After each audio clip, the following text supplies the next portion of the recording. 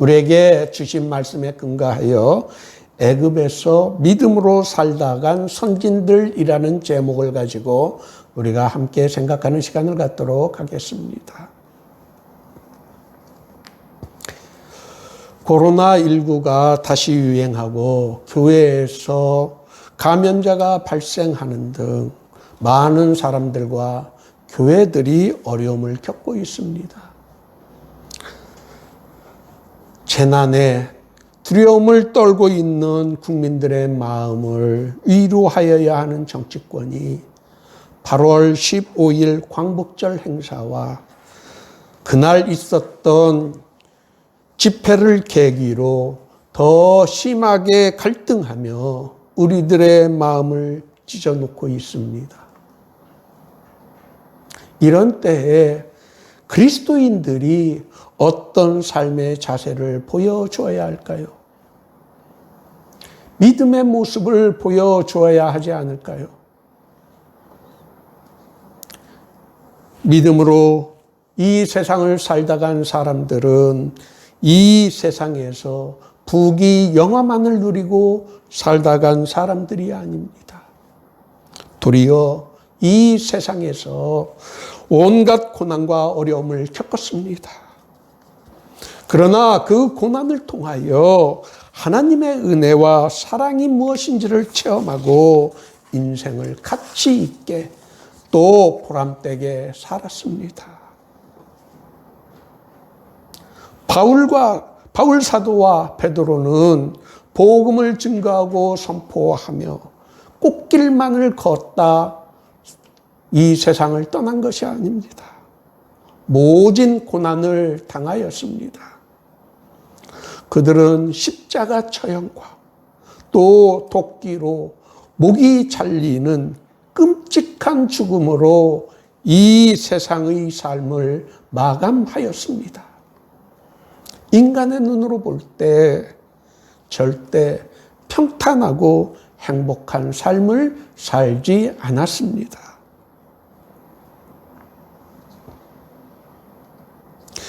요즘 교회가 세상에서 공공의 적이 되었다는 느낌을 받게 됩니다. 코로나 바이러스의 감염이 교회의 모임에서 퍼지고 있기 때문입니다. 교회가 마치 코로나 바이러스의 온상처럼 매도되고 있습니다. 우리는 감염을 방지하고 이를 위해서 조심하고 방역 당국의 방역 지침을 따라야 합니다. 우리가 해야 하는 가장 우선되는 일은 빨리 이 질병이 정복될 수 있도록 기도하는 일입니다. 예수를 믿는다고 해서 이 질병에 걸리지 않는 것은 아닙니다. 솔로몬 왕은 전도서에서 모든 사람에게 임하는 그 모든 것이 일반이라. 의인과 악인, 선한 자와 깨끗한 자, 깨끗하지 아니한 자, 제사를 드리는 자와 제사를 드리지 아니하는 자에게 일어나는 일들이 모두 일반이니 선인과 죄인, 맹세하는 자와 맹세하기를 무서워하는 자가 일반이로다라고 하였습니다. 이 말씀처럼 비가 무섭게 쏟아지는 날에 우산을 받지 아니하면 예수를 믿는 사람이나 믿지 아니하는 사람 모두 똑같이 비에 옷에 젖게 됩니다. 일반 은총의 영역에서 예수를 믿는 사람이나 믿지 아니하는 사람에게 모든 일이 일반으로 동일하게 적용이 됩니다. 예수를 믿는 우리는 우리가 원치 않는 일이나 예상을 하지 못한 어려운 일을 당할 때에 먼저 해야 하는 일이 있습니다. 우리의 삶을 돌아보며 성경의 가르침을 실천하며 살았는지를 점검하고 회개하는 일입니다. 혼란의 시기를 지내고 있는 우리가 해야 하는 일은 믿음으로 이 세상을 살고 있는지를 점검하는 것입니다. 우리가 오늘 함께 읽은 히브리서 11장은 유명한 믿음의 장이라고 불립니다. 믿음이 무엇인지와 믿음으로 이 세상을 살다간 믿음의 선진들의 삶에 대해서 우리들에게 가르쳐 줍니다. 히브리서 11장에 등장하는 인물 중 애굽에서 믿음으로 살다간 이들이 요셉과 모세입니다. 그들의 삶의 모습을 통하여 어떻게 믿음으로 살아야 하는지를 살펴보고자 합니다. 아버지의 사랑을 독차지하면서 자신들의 잘못을 아버지께 고해 바치는 동생 요셉을 형들은 싫어하였습니다. 미운 짓만 골라 하는 동생 요셉이 꿈을 꾼 후에 꿈 이야기를 들려주면서 자신이 형들보다 더 높아질 것이라고 자랑하는 동생 요셉을 형들은 죽이고 싶어 할 만큼 미워하였습니다. 어느 날 형들의 안부를 알아오라는 아버지의 심부름으로 요셉은 형들이 양을 치는 곳으로 가게 되었습니다. 요셉이 멀리서 자기들에게 오는 것을 본 형들은 자, 그를 죽여 한 구덩이에 던지고 악한 짐승이 그를 잡아먹었다고 하자. 그의 꿈이 어떻게 되는지 우리가 보자고 모의를 하였습니다. 그러나 유다는 요셉을 죽이는 대신에 그를 뇌로 팔아넘기자고 하였습니다. 나머지 형들도 자신들의 손에 동생의 피를 묻히는 것보다 차라리 그 편이 좋겠다고 동의하였습니다. 요셉은 은 20의 노예로 팔려 애굽으로 끌려가게 되었습니다. 그러나 하나님께서는 그와 함께 하심으로 요셉은 노예의 신분에서 애굽의 총리라는 신분 상승을 하게 되었습니다. 형들의 시기로 애굽의 노예로 팔린 신분이었지만 하나님의 돌보심으로 요셉은 그의 처량한 신세가 형들은 감히 상상하지도 못한 당대의 최강대국인 애굽의 총리로 바뀌게 된 것입니다. 왜 그랬을까요? 성경은 여호와 하나님께서 그와 함께 하셨기 때문이라고 우리들에게 가르쳐 줍니다. 요셉은 흉년에 곡식을 사러 온 형들에게 자기가 형들이 노예로 팔아넘긴 동생 요셉이라고 밝히면서 두려워 떠는 형들에게 당신들이 나를 이곳에 팔았다고 해서 근심하지 마소서, 한탄하지 마소서. 하나님이 생명을 구원하시려고 나를 당신들보다 먼저 보내셨나이다 라고 하였습니다. 또 아버지 야곱이 세상을 뜨자 자신이 혹시 보복하지 않을까 불안에 떠는 형들에게 당신들은 나를 헤아려 하였으나 하나님은 그것을 선으로 바꾸사 오늘과 같이 많은 백성의 생명을 구원하게 하시려 하였나이다. 당신들은 두려워하지 마소서 라고 형들을 요셉은 간곡한 말로 위로하였습니다. 히브리서 기자는 요셉이 믿음으로 어떤 삶을 살았는가에 대해서 믿음으로 요셉은 임종시에 이스라엘 자손들이 떠날 것을 말하고 또 자기 뼈를 위하여 명하였다라고 하였습니다. 애굽은 하나님의 백성이 살 곳이 아니고 하나님의 약속의 땅에 들어가야 한다는 것을 가르쳐 준 것입니다. 이 말씀의 의미는 이 세상의 가치에 매몰되어 사는 것이 아니라 보다 더 나은 비교할 수 없는 우리들이 가야 할 본향, 약속의 땅에 들어가야 한다는 것을 가르쳐 준 것입니다. 요셉의 일생을 통하여 우리가 배워야 할 것은 형들의 악한 행동이 도리어 요셉의 꿈을 이루는데 결정적으로 도움을 주었다는 것입니다. 하나님의 계획을 인간의 그 어떤 노력으로는 절대 꺾을 수 없습니다. 모세의 삶을 통하여 믿음의 사람의 가치가 무엇인지를 살펴보도록 하겠습니다.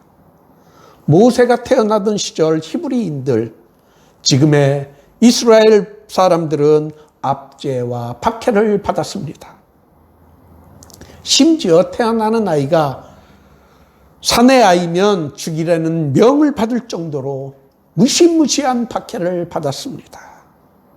모세의 부모는 태어난 아이를 죽일 수 없었습니다. 부모는 태어난 아이가 잘생긴 것을 보고 석 달 동안 그를 숨겼으나 더 이상 숨길 수 없게 되자 갈대 상자를 가져 역청과 나무진을 칠하고 아기를 거기에 담아 나일강과 갈대 사이에 두었습니다. 모세의 누나는 멀찍이 떨어져 아이가 어떻게 되나 지켜보았습니다. 바로 그때 바로의 공주가 시녀들과 함께 나일강에 목욕하러 왔습니다. 그 목욕하러 왔다가 갈대 바구니를 발견하자 공주는 시녀들에게 그 바구니를 건져 오게 하였습니다. 그리고 바구니를 열어보았습니다. 바구니 안에 있는 아이를 보자 그 아이가 울었습니다. 공주는 그 아이를 불쌍하게 생각하였습니다. 그 광경을 지켜보던 모세, 즉 갈대 바구니 속에 아이의 누나가 바로의 딸 공주에게 달려가 내가 가서 당신을 위하여 히브리 여인 중에서 유모를 불러다가 이 아이에게 젖을 먹이게 하리까라고 제안을 하였습니다. 공주는 그녀의 제안을 수락하였습니다. 모세의 누나는 자기 어머니를 공주에게 데려갔습니다. 공주는 모세의 어머니에게 싹쓸 주고 아이에게 젖을 먹이도록 하였습니다. 모세의 어머니는 자기 친아들을 죽이지 않고 도리어 돈을 벌어가면서 자기 아이를 키울 수 있게 된 것입니다. 하나님은 모세를 통하여 자기의 백성 이스라엘을 애굽의 학대에서 탈출시키려는 계획을 가지고 있었습니다. 하나님은 자신의 계획을 실행하여야 하는 아이가 이집트의 왕 파라오의 학정으로 목숨을 잃지 않도록 특별하게 간섭하셨습니다.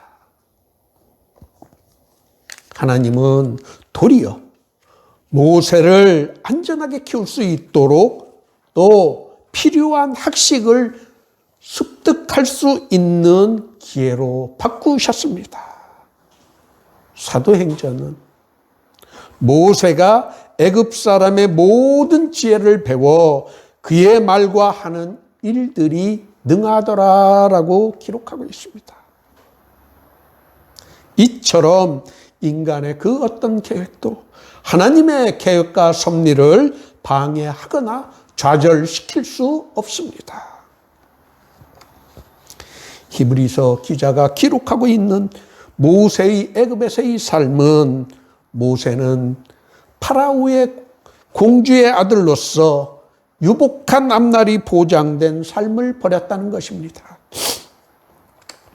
그리스도를 위하여 받는 수모를 애굽의 모든 부하보다 더 큰 재물로 여겼다라고 기록하고 있습니다. 정말 중요한 말씀이 아닐 수 없습니다.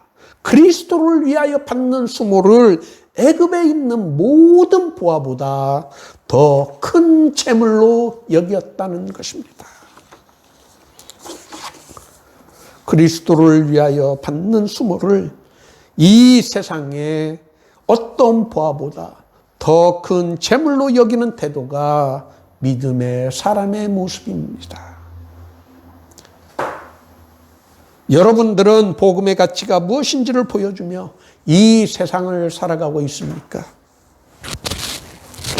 어려운 일을 당할 때에 우리의 방법과 생각대로 문제를 풀려고 할 것이 아니라 우리에게 향하신 뜻이, 우리에게 향하신 하나님의 뜻이 무엇인지를 우리는 먼저 살펴보아야 합니다. 바울 사도는 로마에 보내는 편지에서 우리가 알거니와 하나님을 사랑하는 자, 곧 그의 뜻대로 부르심을 입은 자들에게는 모든 것이 합력하여 선을 이루느니라 라고 하였습니다. 사람의 악한 계획은 하나님의 계획을 꺾을 수 없습니다. 어려운 일을 당할 때 우리의 힘과 우리의 방법대로 문제를 풀 것이 아니라 하나님의 뜻대로, 하나님의 방법대로 풀어나가야 합니다. 예수님께서 제자들에게 가르쳐 주신 기도에서 첫 번째 청원, 첫 번째 기도해야 하는 내용이 무엇입니까? 아버지의 뜻이 하늘에서 이루어진 것 같이 땅에서도 이루어지도록 기도하라는 것입니다. 하나님의 뜻은 우리의 기원이나 우리의 도움 없이, 도움과는 상관없이 이 땅에서 이루어질 수 있습니다. 그런데도 왜 우리 예수님은 하나님의 뜻이 하늘에서 이루어진 것처럼 땅에서도 이루어지도록 기도하라고 가르쳐 주셨을까요? 하나님의 뜻이 우리의 삶 속에서 제일 중요한 가치와 원리라는 것을 우리들이 깨닫고 그 뜻대로 살아가도록 가르쳐 주시기 위해서 그렇게 가르쳐 주신 것입니다. 우리가 예상하지 못한 일이나 어려운 문제에 부딪혔을 때 먼저 하나님의 뜻이 무엇인지를 기도로 알아보는 것입니다. 요즘에 우리의 현실에서 자신이 직접 정치 현실을 바꾸겠다고 직접 나서기보다는 먼저 하나님의 뜻이 이 땅에서 이루어지도록 하나님의 공의와 정의가 실현될 수 있도록 우리는 먼저 기도해야 합니다. 모세도 자신이 직접 나서서 히브리인의 문제를 해결하겠다고 나섰다가 도리어 낭패를 보았습니다. 미디안 광야로 도망쳐 40년 동안 인고의 세월을 보냈습니다. 이 땅에서 일어나는 일에 대해서 기도 없이 본인이 직접 나서서 해결하고자 하면 해결되는 것 대신에 도리어 문제가 꼬이게 됩니다. 요셉은 비록 형들에게 미움을 받아 노예로 팔려갔지만 하나님께서는 그 노예의 신분으로 전락한 요셉을 그가 꾼 꿈을 이룰 수 있도록 기회로 삼아 주셨습니다. 하나님의 섭리란 바로 이런 것입니다. 인간의 이성으로는 파악할 수 없는 것으로 하나님께서 자신의 뜻을 이 땅에서 펼쳐나가시는 방식이 하나님의 섭리입니다. 인간의 그 어떤 방해 공작도 하나님의 뜻과 계획을 방해할 수 없습니다. 우리가 비록 예상하지 못한 문제와 어려움을 겪고 있다 하더라도 이 모든 일에 우리를 사랑하시는 이로 말미암아 우리가 넉넉하게 이기느니라. 또 그 어떤 세력도 우리를 우리 주 예수 그리스도 안에 있는 하나님의 사랑에서 끊을 수 없으리라와. If God be for us, who can be against us? 만일 하나님이 우리를 위하시면 누가 우리를 대적하리요?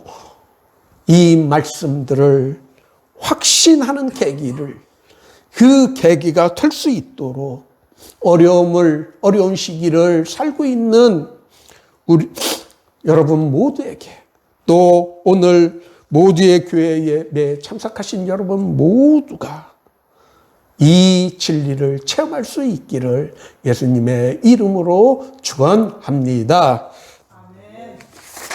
기도드리겠습니다.